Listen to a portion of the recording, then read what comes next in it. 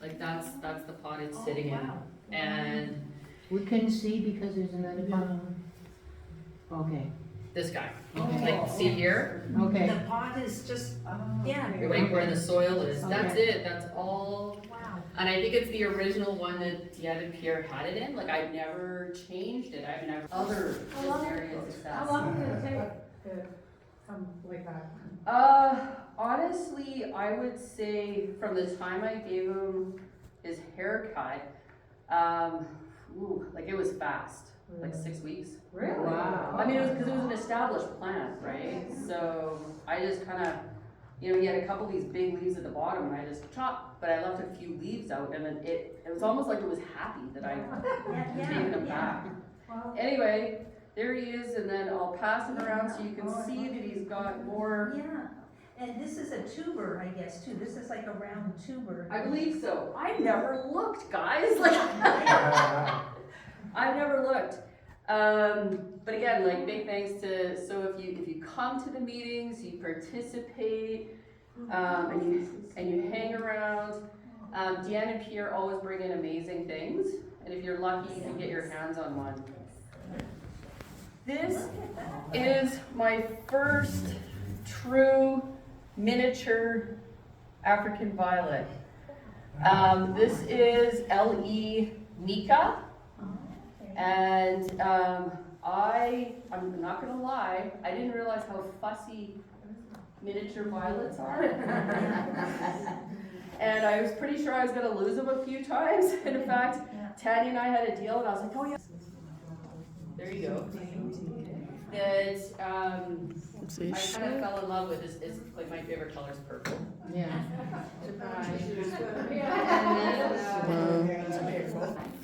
And they have these packages where it's like this black fabric and then the wicking material. So I mean, if you're really doing a large area, you can put the mat down and then have the wicking material around it. Oh yeah, it's just for plants. Yeah. So they call them watering mats or something, I suppose. I think so. I think so. I mean, if folks are interested, I can pull that information. Mais là, dans les petits, il y a Yes. something avec quoi, il y a des Oui, trous en dessous. merci. Oui, mais elle a acheté un mat. Yeah, Elle Tatiana sells a lot of the qui regarde micro. toujours mieux. Yeah, I haven't tried Évidemment, like a jamais. miniature. I have Mais tu not. sais, les- So they're probably just smaller size called micro. Yes, Je t'ai donné. I haven't gone there yet. No, for the same reason, they need watering Yes. consistency. I think you kind of need to be fussy with Ce them. dont elle parle, c'est en So the dessous. last thing for folks who've been a part of the club for a while, know that I have a bit of obsession with a certain Mr. Robinson. Yes. Because he names all his violets Rob's something or other, and usually it's a funny name or a silly name. And my husband's name is Rob, and so at home the joke is I have an empire of Rob. And this guy is Rob's, and if you're ready for it, it's a bit of a tongue twister, denim demon. Oh, yes, okay. And so very excited to kind of see him do, or her, do some very exciting things. So, and the other thing that I love about the Rob's line, do you want me to? Oh, that. Okay. Yeah, yeah. I'm good. I'm sorry. Oui, parce qu'autrement, c'est ça, puis ça. Nick, well, I don't assume you would want to stems, I might have been a lot more successful. But I was kind of almost like a crown, like I was trying to. Cute. My presentation's gonna be about propagation techniques for hobby growers of African violets. So we'll touch on some of the methods, but we're gonna emphasize one type in particular. So can everybody see? Everybody's okay? And so African violets are plants that can be propagated in various ways. They can be grown from seed. What are the seeds? This- Nothing is seeds. Oh, yeah, when a blossom finishes, it will produce a seed Are those pod. little triangular things, seeds? Seeds, the Oh. little, these little things, no, Okay. they're, so there's seeds, Their tissue culture, that is something very technical and I think would be done more by a commercial operation rather than a hobby grower, but you never know. Leaf cuttings, which is what we primarily grow from, as you'll see from our plant and leaf exchange. Suckers and bloom stalks, and this is what you see here in this photo here. These are bloom stalks that have been cut down, or peduncles, that's the botanical term, or something like a crown cutting, which you'll see in this photo here. It's where you've taken the central crown off of a plant and yet you've left the base of the crown, and that will in turn produce multiple suckers. Oh. So for this presentation, I'm going to focus on leaf cuttings and suckers, a little bit about bloom stalks and a crown cutting. And the first two methods I will mention. Propagation by seed, this is used by people who are creating hybrids. So we'll have fertilized one plant with the pollen from another, and they'll be trying to create a new plant from scratch. So as they say, in cross-pollinating or breeding. Now to do this though, one seed pod of an African violet could produce 150 seeds. So you have to have a lot of space to do this, where you're sowing all these little seeds, and they do grow quite well from seed, but you may end up with 150 to 200 plantlets. So, and then out of all these, you might have one or two that are a new cultivar with an exciting new color. So for an average hobby grower, you might not have that much room and time and space to do this. So I'm touching on it briefly, but I would think for the average grower, it's something you're going to leave for the hybridizers. Now, off of the AVSA, that's the African Violet Society of America website. Someone was asking how long could it take to get a flowering plant from a seed, and again, they're saying it depends on conditions, but flowering could be expected in 6 to 9 months after sowing the seed, which is quite a bit of time. Exactly, that patience. So it is a process that takes some time, a lot of effort, a lot of patience. So again, I would think more for someone who is trying to create a new plant. And then tissue culture. This tissue culture is also called micropropagation, or even growing a plant in a test tube. And when I was referring to this one source called Growing to Show, which was published in 2008, they were talking about it being a technique that's going to become more used in the future.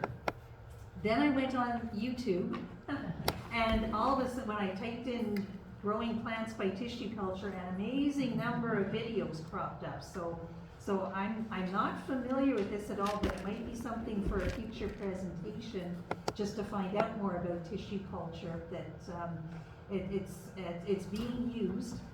And from the brief reading I did, it seems that maybe aquatic plants, so I'm wondering about aquarium plants. I know Scott, one of our members. How many aquatic plants tissue culture? That were tissue culture, okay. Yeah. So it certainly is used for that.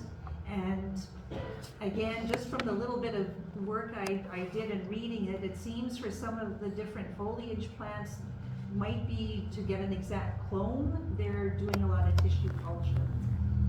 Now, I mentioned this technique because in the African violet world, there's a certain blossom that's called a chimera, which is I guess you'd say a genetic mutation in a way, but you end up with a very special blossom where genetically different tissues from each parent plant are adjacent to each other, and it results in a very special type of blossom. I'm going to magnify it just to see if we can show it here. But you have like a pinwheel effect, so two colors side by side. Here we are. Did I get right, here we go, yeah. So you'll see by showing up close, it's a very, very special kind of flower to have these two colors side by side.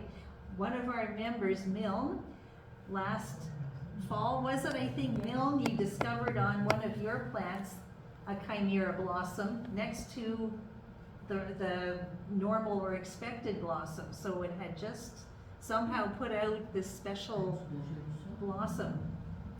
So these are, to grow a chimera plant is extremely difficult because you can't propagate from a leaf cutting.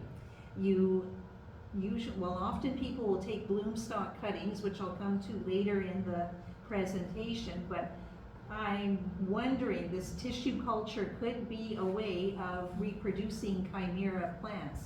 But again, you'd have to have almost laboratory type conditions, I think, because you're using these little petri dishes and growing medium. It has to be sterile, so you've got to have everything immaculately clean. So again, you'd have to be buying a lot of equipment. So that's why too, I'm thinking for the average grower, probably not that it's. Now, as I said, you type this in on your computer, and then my goodness, YouTube is just full of various videos. So two that caught my eye were these two. One, and I just looked at it briefly, just summarizing what tissue culture is, the benefits, the deterrents and controversies. The second one was like a beginner's guide. Again, a young woman growing by culture, and I don't know if she had a home or like a studio, but she had all the equipment. So after the presentation, we'll upload this to a link, and I'll send it to everyone, and then you in turn can get the links to these videos. Again, I haven't done extensive research, so I have no idea if these are considered, very definite or how scientific they are in their presentation, but it's interesting. It just shows from the time of the book that I was referring to, which was published in 2008, to today in 2025, how things have changed. So definitely I think this may be something for a future presentation to find out about tissue culture, and it seems that when I just was looking briefly, there seem to be a lot of companies in Thailand that do a lot of tissue culture and sales from that. So I'd be curious to go and see if they're trying to reproduce African violets or if it is aquatic plants and foliage plants. But anyway, you always learn something when you put a presentation together. So that was my aha moment, just finding out how much is going on. But for the average hobby grower, to propagate a plant, it's a single leaf cutting is the easiest and most common method of getting a new plant. So and it's very simple. You'll have your plant, and what you'll do is you'll look for a nice healthy leaf, so not any one that's sort of in the bottom row of your African violet, nothing yellow or damaged. You want a nice healthy leaf. Again, one YouTuber said when you'll take the leaf off, she didn't even cut, she said you can almost hear a snap. It'll snap because the stem is healthy and it's in good condition. And there you see on the right, she's using a sharp little blade, and a little X-Acto knife, or a tool that we call a sucker plucker, and we have some for sale. You just take a cutting, leaving a good amount of stem, and you separate it from the mother plant. And then once you've separated it, then you'll make another cut on a 45-degree angle. And by doing this, you're going to increase the area where roots are going to emerge. So by making a nice 45-degree angle, that cut surface or edge is going to more easily put out roots. So that way you'll have a better chance of a little plantlet forming. For a standard plant, say a standard plant would be a plant that you'd have in a 4-inch pot. So sort of the size you would see at a grocery store. Would be a standard plant. So if you're going to take a leaf from that size of plant, you'd want the stem maybe to be 1 to 1.5 inch with the 45-degree cut. But you wouldn't want any longer. If you put a leaf with a stem that's quite, say, like 2 inches or longer into a potting mix, the little plantlet then has quite a distance to push itself up and to get above the soil line. So that's why you don't want to have too long a stem. So you'll have whatever mix you're using, you want it to be just nicely damp to the point where you can form a ball in your hand. You don't want it sopping wet. And then you'll have it in the pot that you're going to grow the leaf in. And then, as is shown here, you can just make a little hole with a pencil there. And then once that's made, then you can insert the leaf. And if needed, sometimes you might need to just use the pencil just to tamp down the soil around the leaf to make sure that it's secure in the soil. And sometimes too, if the leaf might be a bit on the heavy side, you can use like a coffee stir stick or even like a plant tag, one of those flat plant tags, and put it in underneath the leaf just to support it at the 45-degree angle so that it doesn't fall over or tear. And then once you've planted that leaf into its little pot, then you're going to want to put it into either a small plastic baggie, like I use a lot of the lunch, the sandwich bags, the ones that you fold over, and I just cut the little fold part away and I use those. Or you can put them into a little clear box. And then you want to put it near a good source of light, but not hot light. So just something with a high bright light. Anyone that grows their leaves on a stand, often they'll put their little leaf cuttings on the edge of the stand. So they're getting lots of light, but they're not right under the lights and not getting burnt or too, what can happen is then your soil mix becomes dry under the hot light. And then you just need to be patient and watch for the plantlets to emerge. And again, it varies from plant to plant how long you'll wait to see little leaves popping up out of the ground. Sometimes 8 weeks, or sometimes 2 to 6 weeks. Again, it depends on the plant. Sometimes they grow quite easily and quickly, and others I swear could even take 6 months. I don't know, but it's just depends on the plant.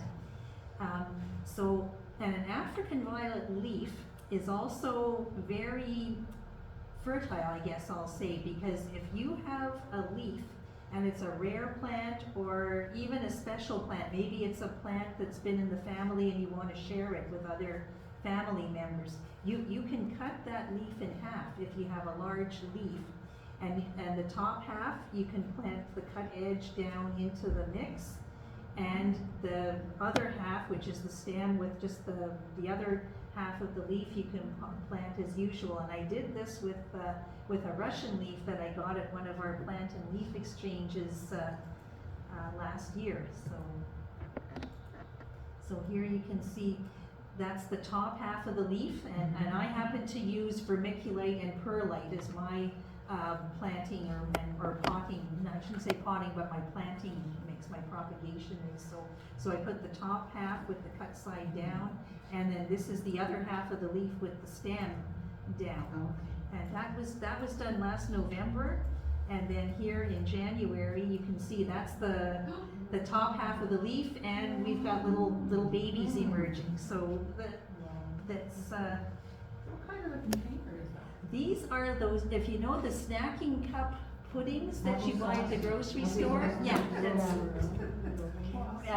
which is a good, thank you for asking that, because it's the size of pot. You should pick something not too big too, because they like to be pot bound. We used to have plastic bathroom cups, little white plastic bathroom cups that you can buy, but no more. Because of environmental legislation, they like plastic straws or single-use plastic, so you can't find it. That's my beef, I'm always complaining about it, but now I'm reusing, Like a putting- yogurt container. yes, a yogurt Yeah, container applesauce. too, yeah. The applesauce container. Yeah, applesauce, yeah, Yeah. yeah, so maybe it's good we're doing a lot of reusing and recycling. How are you watering that, Kathy? These would have been inside their little baggies, and when they're put into the mix is quite damp. So again, just damp enough that you can form a ball in your hand, but not so wet that the water's dripping. And then you close it up, excuse me.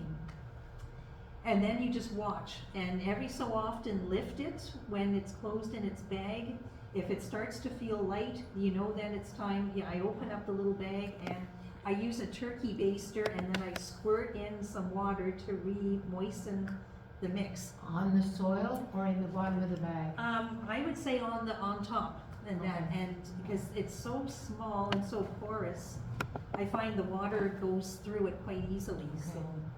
And what I use is a tattoo bottle, so it's the bottle that has a little spout, the small narrow spout, so that as well is good to get like under the leaves if you're top watering. Yeah, There's yeah. various methods, but that has been very convenient too. Do you Turkey control basters the by bottom of the container? That's another good question. Not even holes. I will use an X-Acto knife and cut along the edge about 3 good slits to open it up, because then it'll absorb water too if you do want to bottom water. These are great questions. So, but when you're presenting, you forget all this. So that's great. But this I find is it always yields very good success. So that's excuse me. So our club always teaches growers to use a dampened mixture of half perlite, half vermiculite. And as mentioned, a 2-inch or 3-ounce size for a pot for standard leaves, which is the little pudding containers. A smaller pot for miniature, semi-miniature, and that's where the little red shot glasses come in from Giant Tiger or Dollarama. That's what we'll use for I don't know if we have any miniature leaves, but when you see how tiny a miniature leaf is, then they're happiest when they're put into a little shot glass of the propagation mix. And again, it's the same process that you can use a pencil. Yeah, see, see. I wonder if that was started as a leaf in the medicine cup. Even. Yeah, I use medicine cups for my miniatures. I just bought a huge pack from Amazon and Yeah, trim the bottom. yeah, when it's a true miniature, A true miniature, you need a they don't even like the red A soap. micro, too big. yeah, Is micro. that a medicine cup? Yep, that's Okay. exactly The what one that that is. And then same as Tanya, like you can order them off Amazon, poke holes in the bottom and, Yeah, yeah. yeah, so. It's just you have to watch the one now and Oh, with, yeah. yeah, with a leaf cutting, even if you put it in a baggie, you'd probably have to check the water Mm-hmm. a lot, I yeah, would imagine. yeah.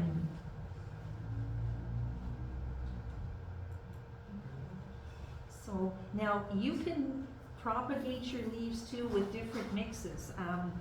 Our club recommends the perlite and the vermiculite. Now again, from Growing to Show, they mention you can use some sterilized sand, like horticultural sand, and a fine perlite. I've never tried it, I don't know.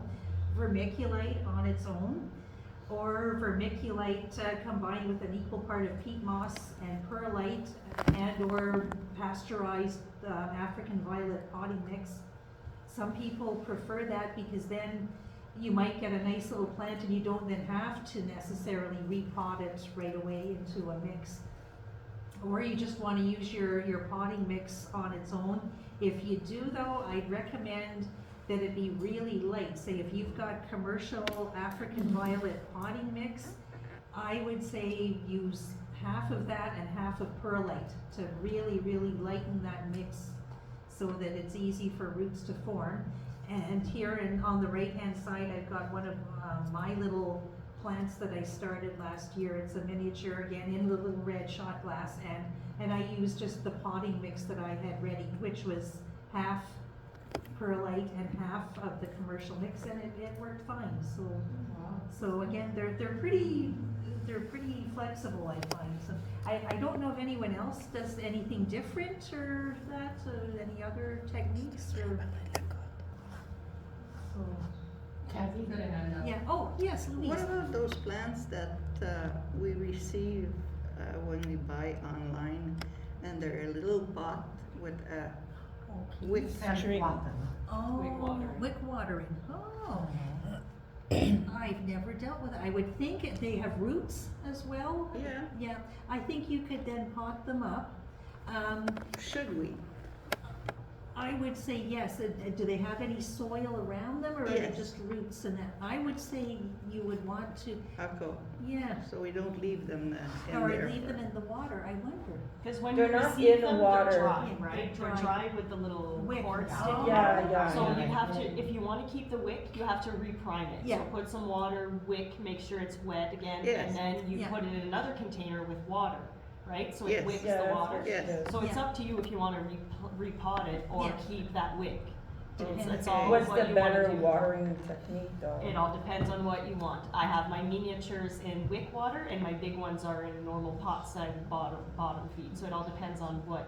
Yeah, on But the- if she would transfer them into like I guess a platter or something that has water in it and Okay. put holes at the bottom, yeah. would the holes have to actually be under or like on the side? Ooh, I 'Cause would you say don't- under, Yeah, cause you don't put the container in the water, right? It's only the wick that touches Yes. the water. Oh, but Yeah. let's say she takes a wick out and just wants them in the cups in the platter.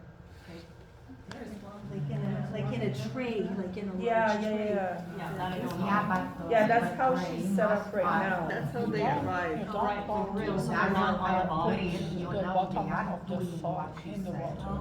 Okay. the greenhouse If you keep the wick. Ouais, c'est ça. Yeah. Tu peux pas que ça touche le Ouais, fond. c'est ça, C'est juste demander comme disons qu'elle elle se débarrasse de la colle puis elle met directement Dans une petite coupe. il faut que ça soit plus facile pour elle à The les box sits on the arroser. grill. Est-ce que les trous comme je vois que ton Ben, il trou faut il est un peu sur le bord? Voilà, il faut regarder qu'il y a s'il n'y a pas d'eau. Ça va quand même absorber l'eau par en dessous. Oui, mais il faut qu'il y ait des trous là. Ouais. Okay, yeah, yeah. Aurelia has a hint in that if you wanna use them in a tray, like have them on a wick, you almost need like a plastic grill underneath the pot. Yeah, you need a spacing, Yeah, right? yeah, that's right. Okay, So- yeah. Cause you only want the wick to But touch the you water, must not the get- bottom. Yeah. Must be Pizza. She has little, you know, it's those white things Yeah, that yeah, with yeah. legs on it, And and it it sits on lifts it. it up. That's, yeah, That's how she yeah, set it up. yeah, Yeah, well, that would work. that works, Maybe yeah. I got picture, I Yeah, don't know. but that's true, I've seen in the magazine too, people buy this white plastic grill, it's used for lighting, I think, or something, and it's just like you buy it at a hardware store, and then they cut it to fit in the Yeah. tray, and then the pots will sit on top of It's mostly, I was wondering if you put it directly in a tray, Too if the wet. holes are under, oh, it's Yeah. too It's wet? too wet, Yeah. because you can't have it wet, it has to be moist, but not dripping, Oh, so not you too can't, wet. yeah, there has to be that space. Yeah, yeah, So it's just la corde. yeah, So, yeah. you can see a little, Yeah, exactly. and when you are, as you say, priming the wick, do you put a little drop of like dishwashing soap with the water or on the rope just to help the water travel? I heard about it, but I never, I just leave it Before- soaking in my, Okay. in the bowl for a Before while. we use the string, you have to put in the To wash it, water yeah. and the soap, Yeah. let a couple hours after cleaning Rinse and that. put to the pot. Okay, yeah. To make sure it's absorbed Absorb, properly. yeah, so that's, yeah, you see, I don't have much experience with wick watering, because it's not something I've done, but that, yeah, again, that's good. I'm still learning, so. Yeah, good information. So I brought some plants to show too. Now, a long time ago, I'm thinking back, you know, World War II 40s, people started their African violets in water. And I think everybody knows someone that would have a cutting and then they they get a little jar with water, put some foil on the top, poke a hole in the foil, and then put the cutting in that way, I and, use saran wrap. yeah, and saran wrap too, Like yeah, years ago. yeah. But we must Yeah. be careful because when the pot is in the jar, can't breathe, and we must be careful with the water because it's doing fantastic, and after you don't know what Then if the water drops, yeah. It's much better to be on wake, but to stay on the top, not to be in the jar. Yeah. Well, pass this around. I started one in water just to see. This was mid-August, so it definitely forms roots. And that, so I'll see how it goes, but, and I'm supposing that it was just years ago, there weren't all these special mixes and there wasn't perlite and vermiculite available, so people started, you know, in water, it was what they knew how to do and it was what was easily available, yeah, so, yeah, yeah. So, and I think usually it was probably on a windowsill over a kitchen sink, Yeah, that's yeah, where, yeah. yeah, so. But there's always this debate, which is in African violet community, are leaves propagated in I water found weaker? it. Oh, okay. Sorry.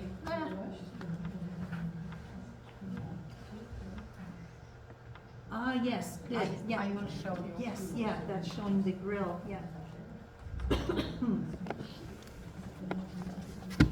Yeah, show her. About the tray, you ask about. Oh, yeah. You ask. Yeah, the grillage.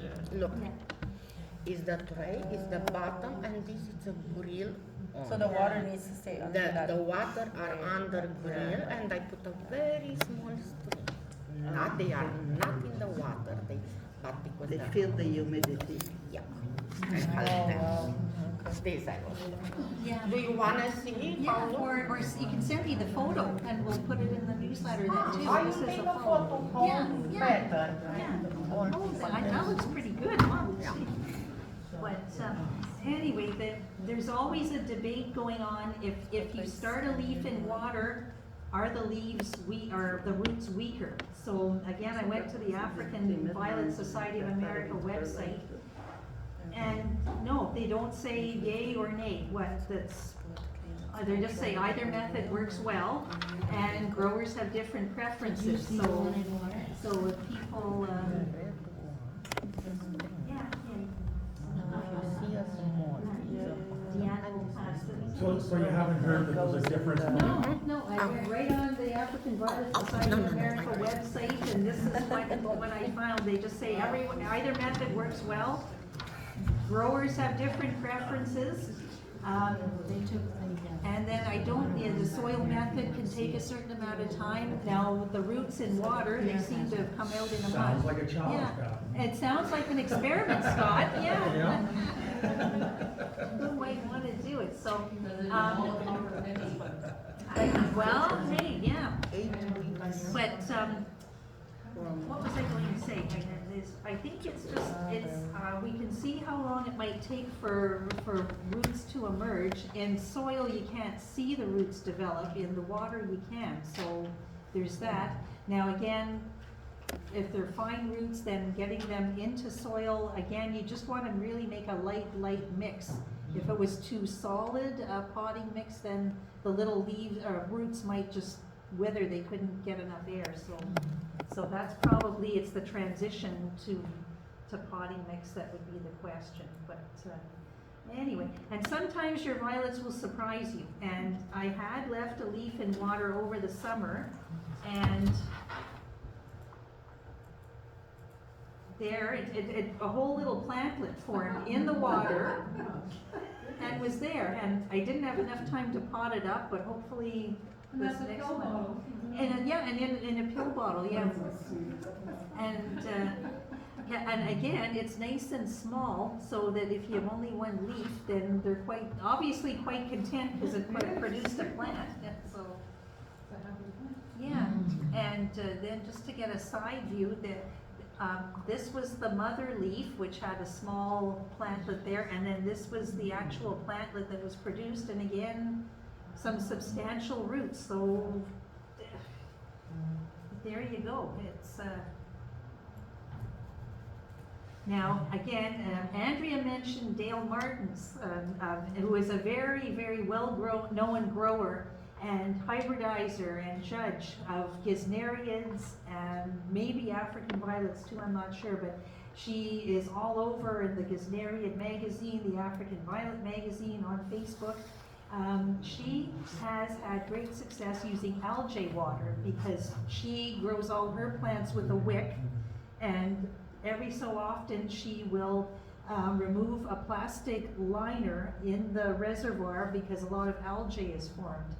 So she decided to use some of the leftover algae water, and she put a crown of an African violet into that algae water, and in no time, this is the algae water produced some amazing roots. Wow. And the crown again is that center part of the plant. And she said in 3 months she had a plant that she took to a show and exhibited. So again, could be another experiment, because I know someone who likes algae water too, so yeah. So where'd you get algae water? Talk to Scott, yeah. Where would you get algae water? From my aquarium. If anyone has, yeah. But also, if you are wicking your plants a long time with and if there's light, you will get algae growing in the water reservoirs that the wicks are in. And Dale said that she was on a well and couldn't use bleach to clean a lot of her plants because her water source wouldn't take it. So she was using a plastic liner. She'd get rid of the liner and then just put a clean liner in the water reservoir and fresh water and keep growing. But then she thought, well, why not use the algae water? And obviously it produced some pretty neat. I don't know why, why would the algae help? I'm trying to get my head wrapped around Yeah, it. Because it's stealing nutrients, yeah. right? So, but it's also, I wonder if it's just that it's holding a pH or GH as pH, well. and there'd be fertilizer mixed in with it too, because that's what she was using to water, so. Because I, like most of us here, I clean the algae out of any of my Exactly, self-watering yeah. pots, right? So it's, I'll let one go and see what happens. Yeah, well, it's nothing ventured, so. Right? So then, next step, once you have propagated your plant by whatever method, and it's to know, okay, is it large enough to pot up or not? So, again, our little handouts will advise you, when a plantlet is approximately 1 inch in diameter, then it's ready to be potted, and generally, if you can handle it easily, then that's when it's easy to pot up. Now, for a standard plant, I've used maybe a toonie coin. I've put it beside it, and if it looks about the diameter of a toonie, I think, okay, I can work with that. Or with a miniature or semi-miniature, maybe a quarter. If the little plantlet is as large as that in diameter, I'll say, okay, I can do that. And again, growing to show will recommend, if the plantlet is 1.5 inches tall as a standard and 1 inch for a miniature, semi-miniature, then it's time. And again, sometimes you'll put one leaf down and boy, it'll produce massive amounts of plantlets. So you know you'll have to separate them anyway because they'll just crowd each other out, and that's what happened here in the one plantlet. You see how massive. So then it's a delicate matter of untangling them.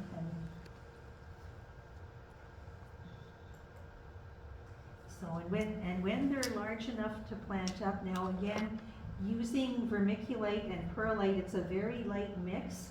So you would not want them to be freshly watered when you're going to separate them. Maybe wait a day or two, and then you can either use this tool we call a sucker plucker here, which has a little hook on the end, and it's not sharp, it's just a hook, but you can put it in between the plantlets and separate it.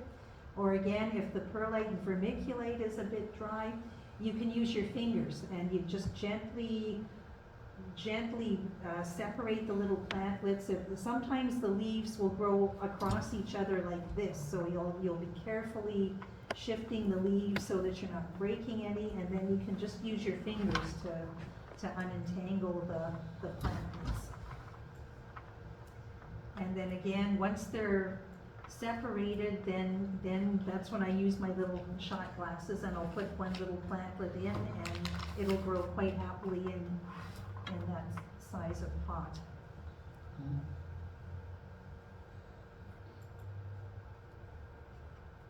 So again, once they're potted up, they generally like a little extra humidity, and that's where I'm using my little baggies again, and then just watch them for a while.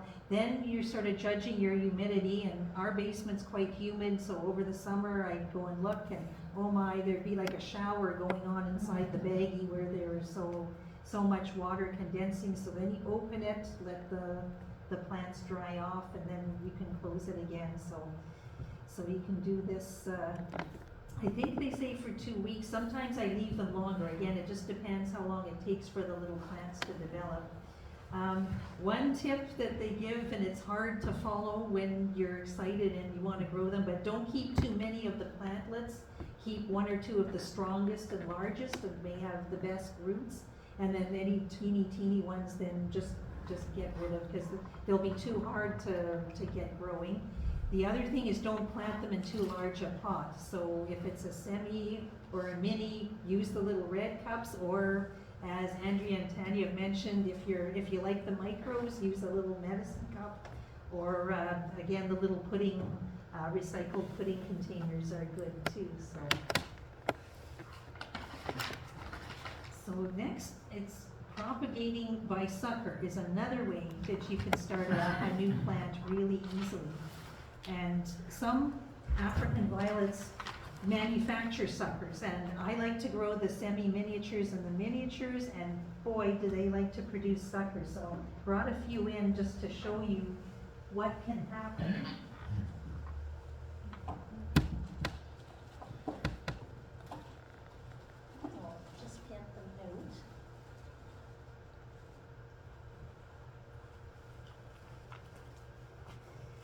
With a sucker, often a sucker will grow at the base of a plant, where the soil line is, and they're easy to remove. Now also, growing by sucker, if you're trying to reproduce a chimera blossom, again, that really special blossom with the 2 colors, a sucker is another way that you might have a good chance of getting an exact copy of that special blossom. So, whereas a leaf cutting won't. So that's another way to try, or another reason to try growing by sucker. So here's some close-up photos of a sucker growing at the base of the plant, at the soil. So again, you can usually just make a cut and remove it from the base of the plant, and sometimes there might even be some roots there, and then you can pot it up right away, and that'll help produce a plant even more quickly. But sometimes these little miniature plants will produce suckers sort of between branches or between stems. They even describe it as the armpit of a plant. So you'll get a new plant forming right between them. And I've got a little plant here. It's one of my favorites, Optimera Little Amethyst, but it loves to manufacture suckers. So I'll pass it around, and if you look into it, the sucker's right in there, yeah, you can pass it around. If you look right into it, you get lots of little suckers growing. And there's another one. I put the paper to divide. Yeah, okay, Diane's got one too. So when they're tiny like that, I wouldn't try to produce anything from tiny little suckers like that. I would continue to just remove them so that you keep the plant growing in its correct shape. But every so often one gets away from you, which is what happened with one of my other semi-miniatures, yeah, semi-miniature plants. It was growing away all summer.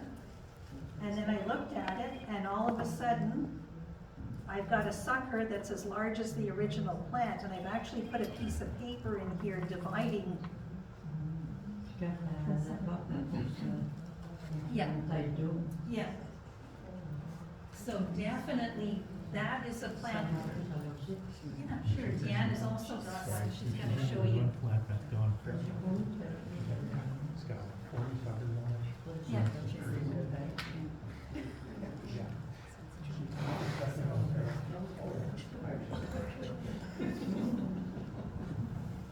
So when all of these tiny suckers that form on the axle, they can be tricky to remove. If you're, sometimes I'll use really long tweezers just to take the little ones out.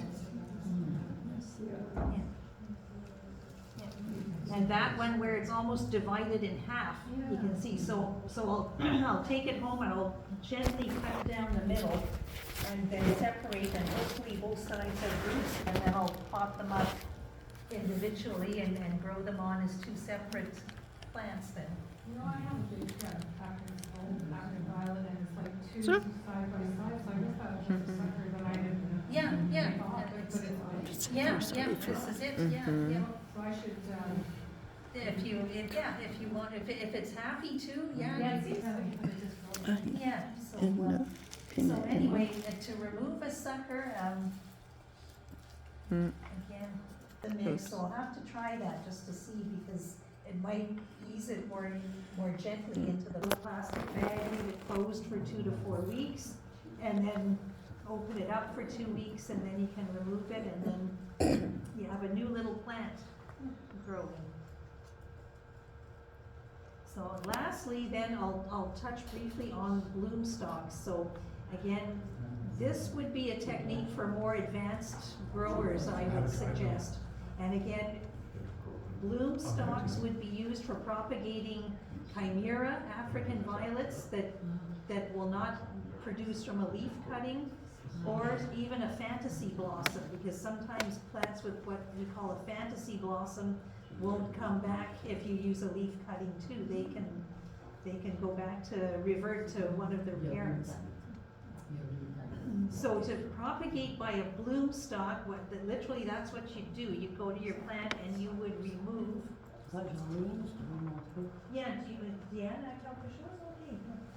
You would take off the bloom stalks that are on the plant. Okay. Wait, okay, yeah. Yeah, so these are, and again. Right now and show them, no? Or maybe I'll just go through it and then you can show them, yeah. So again, to propagate from a bloom stalk, you literally remove the stalks with the blossoms or buds off of your plant, as you see here. And then you make a cut about 1 inch below the tiny leaves that you see here.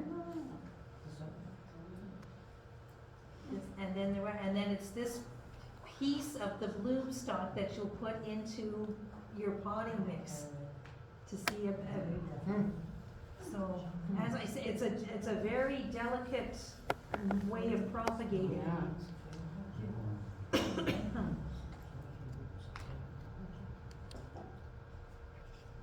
And again, some people will say to dip the bloom stalk in a rooting hormone. I don't know if people do this. I thought generally rooting hormones were too strong for African violets, but that it might burn the stalk, but anyway, not good, yeah. But again, these tiny little bloom stalks you put into the dampened mix, and then close it up in a bag, and you wait. And there's something on the one website that showed a bloom stalk which eventually produced a baby. And then it produced, No, you got those from the internet. You Yeah. got those pictures from, Yeah. have you done bloom stalks? No, I haven't, yeah, I think I would have to have a lot of time just to focus, because again, it's so dainty. And this technique, again, you're using it if you're trying to clone a chimera plant, and even for really master growers, because I sat in a presentation from the Montreal group last fall. It was the one Annie Simard gave on chimera plants, and she is one of the amazing growers and showers of plants, but even she says that you might get 10 to 15% success Oh, with this that low, technique. eh? It's really, really, Really really tricky. fussy. Yeah, yeah. Sounds like a challenge. Sounds like a challenge, yeah, so just, hey. And you like challenge. Just- I do. Gardening whoever wants challenges. it, yeah. And I think it's amazing if you were putting this tiny piece of plant material into soil and you're able to produce this clone, then I think that's incredible, so, yeah. And then too, you also get this fantastic blossom at the end, which is what this grower on it was the African Violet and Gesnerian website here in Canada. And she produced that fantastic flower from a tiny bloom stalk, so, Very neat. yeah. So, and then the last technique, and this is something Deanne showed us at our workshop last fall. You can cut a crown, like that center rosette of an African violet, you can cut it right off and leave the bottom leaves intact and the center there. And it's a way of producing a lot of suckers from the original mother plant. And this could be another good way of cloning, whoops, where'd I go? Of cloning a chimera plant. See, Deanne showed us last fall a plant where she had removed that central crown, and then you've got lots of space where new little suckers are going to emerge. And then these suckers, then you let them grow till the size that you can handle them, then you'd remove the suckers, and you would have a really good chance of clones of the mother plant. So I would almost try that for a chimera reproduction. What about the top part? What do you do with the top part? The top part, I believe you just go and plant it, you just root it because you're still using it. Take out the center off. You want me to take it off? Yeah, or just you can walk around with it if you want to, but you don't have to. But You know, la coupée Pierre. we're going to have a demonstration of what it is to. It's good for les chimères, mais c'est aussi pour les fantaisies. Fantasies too, yes. For the chimera blossoms that we talked about, and then if we go back a few slides, it's also for these blossoms called a fantasy blossom, which is a blossom which is speckled, streaked, or spotted. So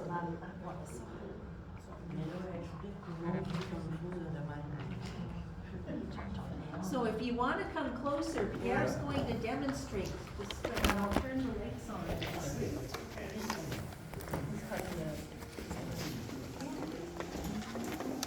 I took like the top of a plant off because it had gotten very straggly, I guess a long neck, so I removed the top of the plant and I left some of the stem in the pot, and it started producing babies like crazy.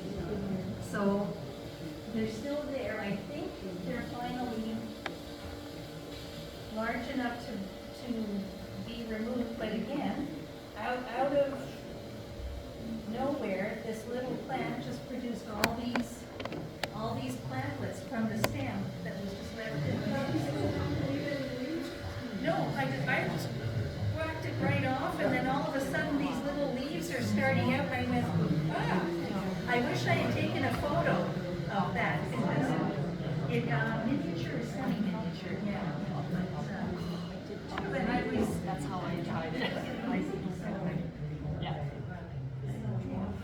okay, I think I've worn everybody out, so I think that a little gray baby or that, no, everybody's good, okay. So we do, and then, I guess I just end on that note that you can propagate by many ways.